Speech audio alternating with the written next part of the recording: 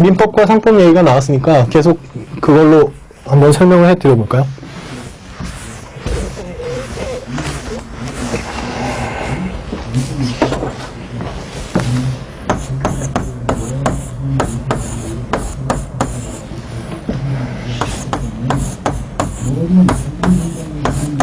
자, 저희가 이제 배우게 될 두 법인데요.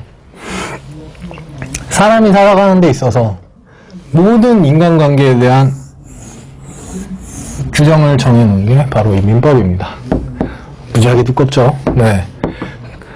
그럼 여기에는 뭐 친족 관계라든지 아니면 돈 관계라든지 가족 관계 뭐 이런 일반 상황에 대해서 모두 막 나오고 있는 게 바로 이 민법입니다. 사람이 죽었을 때 뭐 어떤 식으로 하고 그런 전체적인 인간관계에 대한 법이 다 들어가 있는데요.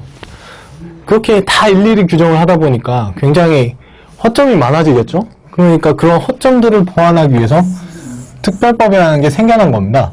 그러니까 민법이 먼저 생기고 상법이 생겼다고 보시면 됩니다. 그러니까 어떤 좀 더 특수한 상황에서 그런 상황들을 좀 더 자세하게 규정하기 위해서 나온 법이니까 그런 특수한 상황에 맞닥뜨렸을 때는 어느 걸 먼저 적용하는 게 맞을까요? 당연히 특별법, 나중에 생긴 이 상법을 적용하는 게 맞겠죠? 이렇게 일반법과 특별법 관계라는 건 이 효력을 어느 걸 먼저 어떤 게 먼저 효력을 발휘하느냐라는 관계인데요. 여기서 보면 민법이 일반법, 여기서는 상법이 특별법.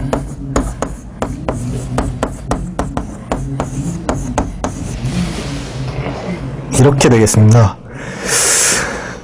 그렇지만 이 일반법과 특별법이라 하더라도 반드시 어느 하나가 계속 특별법이고 어느 하나가 반드시 계속 일반법일 수는 없습니다.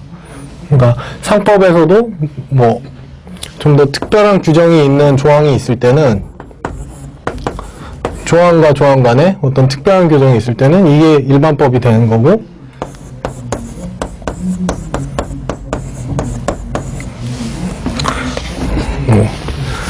똑같은 법이라도 뭐 일시적으로 뭐 전자거래에 관한 특별법이 생겼다. 전자거래에 관한 특별법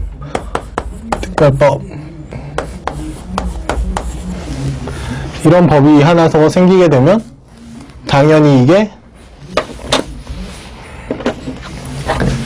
특별법의 상위법인 일반법, 그리고 이게 특별법이 되는 거죠. 이렇게 일반법과 특별법은 딱 나눠져 있다기보다는 상호 간의 관계를 규정한 것이기 때문에 상법은 뭐 특별법도 민법을 비해서는 특별법이지만 뭐 전자거래를 위한 특별법에 대해서는 일반법일 수 있는 겁니다.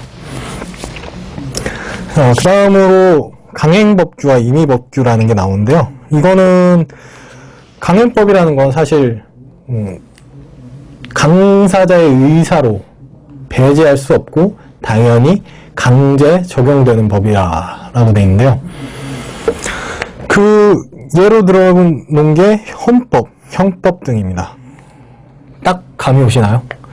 네, 바로 국가에서 이렇게 해 라고 딱 규정하는 법들이죠.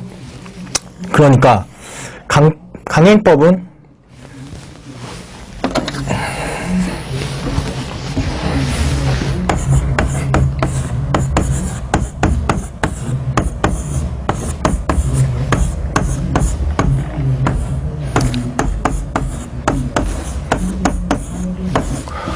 공법과 비슷하고 임의법은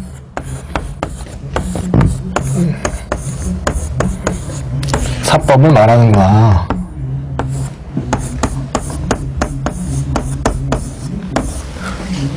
이 정도로 생각하시면 되겠습니다. 강행법은 대부분 공법이고요.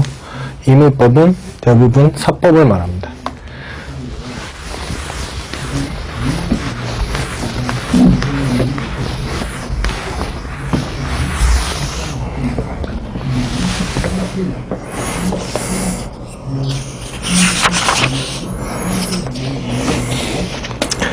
자, 다음으로 넘어가 보겠습니다. 자연법과 실정법이 나오는데요. 자연법은 말 그대로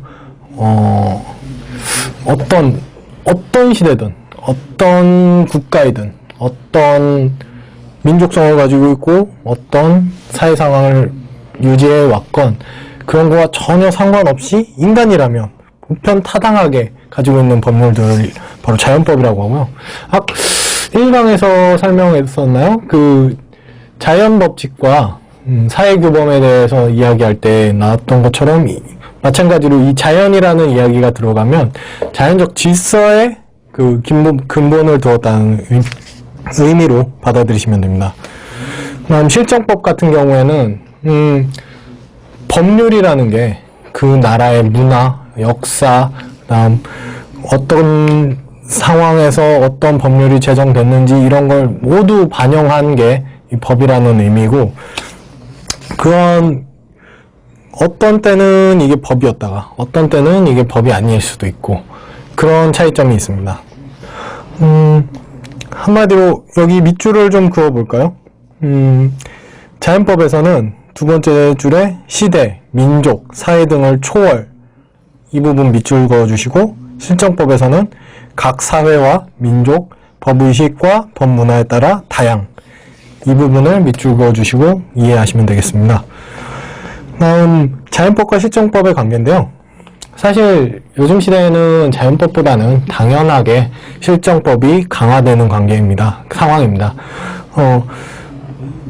사실 법이 최초에 생기게 된 건 당연히 자연법에 근거해서 생기게 됐지만, 사회가 점차 복잡해지고 인간관계가 점점 많아지면서 이 실정법의 기능이 강화되는 게 오늘날 법의 현실입니다. 그렇지만 자연법은 완전히 배제할 수 없는 게, 사회가 아무리 변하더라도 말씀드렸다시피 인간이라면 당연히 지켜야 할 그런 법규들은 꾸준히 있기 마련이고, 애매할 때는 자연법을 기준으로 생각하는 그런 사상이 아직 남아있기 때문에 서로 보완적인 관계라고 생각하고 넘어가시면 되겠습니다. 4절은 일단 가장 말씀드렸던 법의 분류에 대해서 어떻게 이 법들을 분류하는지, 그 분류 기준을 말씀드렸던 걸 유념을 하시고요. 각 구체적인 법률들이 어떤 법에 속하는지, 예를 들면 노동법이다 그러면 사회법이구나, 국내법 안에 사회법에 속하는구나. 그 다음에 민법이다 하면 이거는 국내법 안에 사법에 속하는구나, 이렇게 자연스럽게 튀어나올 수 있을 정도로 그 구분 기준을 알고 계시면 헷갈릴 일은 없을 겁니다. 자, 그 다음 저희가 공부할 게 바로 이 5절의 법의 해석과 적용인데요. 사실 법 해석 방법도 굉장히 설명보다는 이 설명을 통한 이해보다는 암기가 좀 중요한데요. 양은 그렇게 많지 않으니까 최대한 집중해서 따라와 주시면 감사하겠습니다.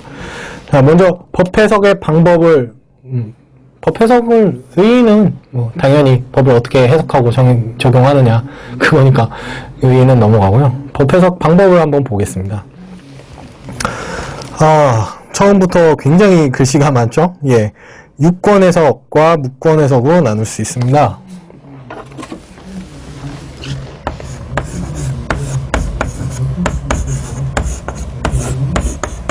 법 해석이란 건 사실 어떻게 분류하느냐에 따라서, 분류 기준에 따라서 굉장히 다양하게 나눌 수 있는데요.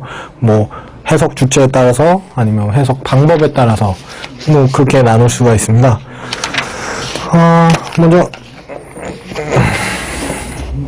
해석 주체에 따라서 한번 판단을 해볼까요?